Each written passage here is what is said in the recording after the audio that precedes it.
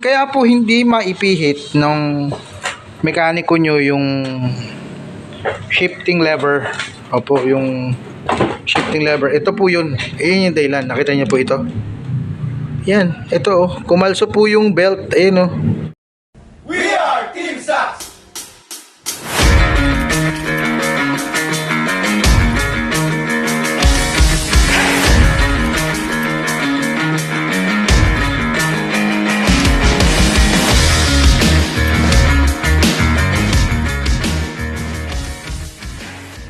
Welcome back sa Santiago Automotive. This time, project ng team is itong Toyota Vios. Ang complaint naman ni client dito ay hindi niya maigalaw yung kanyang shifting lever to drive or reverse. Now, nakita ng team na naabutan ng team na nakakalastong center console, maaaring dinouble check ng technician ni sir yung cable nito, pero sa ating mga manonood, pwede pong i-check kung kable ba or yung mechanical part yung sira by removing itong connection dito sa inhibitor switch. Yes, dito natin makita kung kable or yung mechanical ang problema.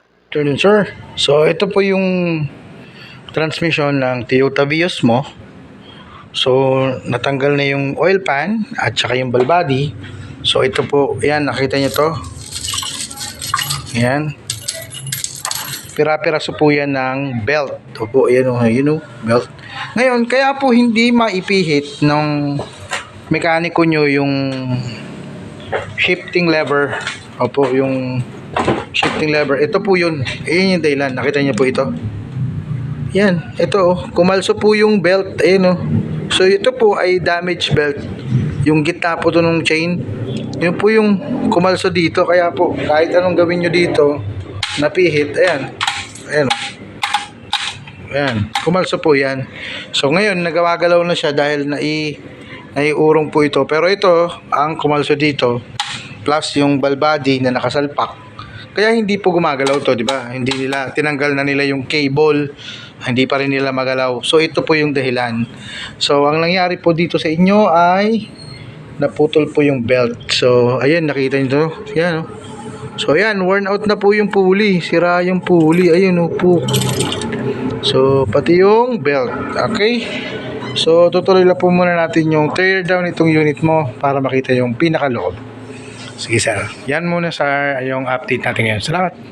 Sir, hello po. Magandang hapon. Sir, bali, ito po yung piyesang kailangan natin. So, nakita nyo naman, putol po yung chain nyo. So, ito po yung chain na gagamitin natin sa unit mo at yung dalawang pulley. At, ito pong rebuilding kit na K3113. Yan po yun. Tapos, itong filter. Palitin tayo filter. Tsaka CVT fluid. Okay, sir? So, yun po yung status ng unit mo. Salamat po.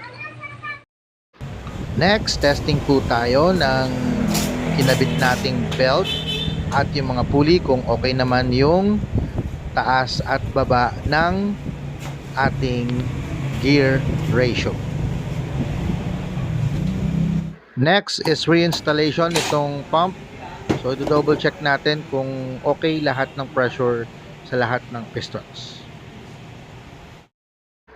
Okay, next step is checking ng pressure. Opo, napaka-importante po yun bago natin to kumpletuhan dahil kailangan natin masigurado na wala pong leakage dito sa mga shaftings na to at sa mga pistons.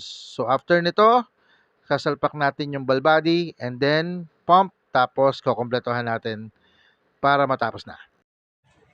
Okay, balik tayo sa site. Yes, nandito po tayo sa Novaliches, Quezon City. This time is to reinstall yung CVT transmission ni Sir.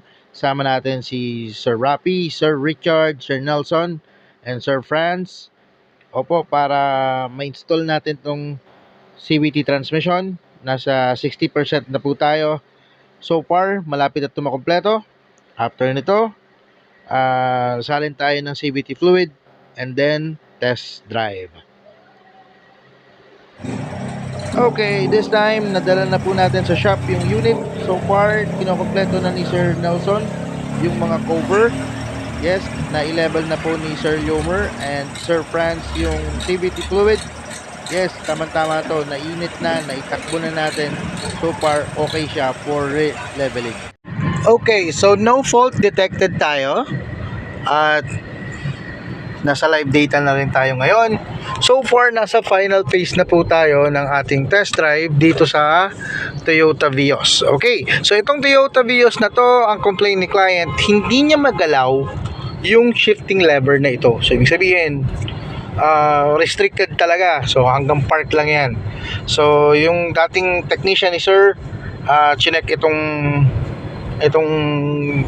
mechanism mismo dito, pero wala silang nakita.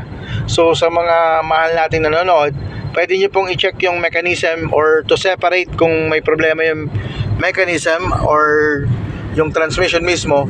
Pwede nyo pong tanggalin dun sa may bolt dun sa inhibitor switch.